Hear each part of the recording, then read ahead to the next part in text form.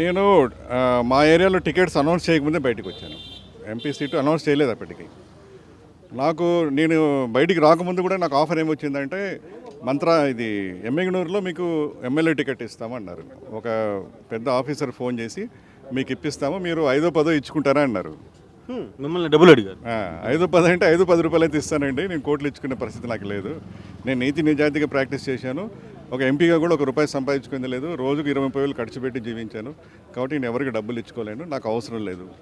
ఇంకోటి 5 సంవత్సరాలు నరకం అనుభవించాం. ఒక శూన్యంలో బ్రతికినట్టు ఫీలింగ్ ఉండింది. సో వాళ్ళు నా నెత్తిన 100 కోట్లు పెట్టి నాకు టికెట్ ఇచ్చినా వద్దనిపించింది. కాబట్టి నేను ఎప్పుడు బయటికి రావాలి.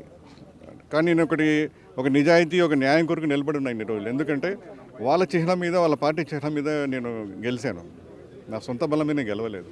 కాబట్టి జెంటిల్మ్యాన్గా నేను అక్కడ వెయిట్ చేసి మొత్తం టెన్యూర్ అయిపోయిన తర్వాత జస్ట్ 2-3 మంత్స్ ఉండగా బయటకు వచ్చాను.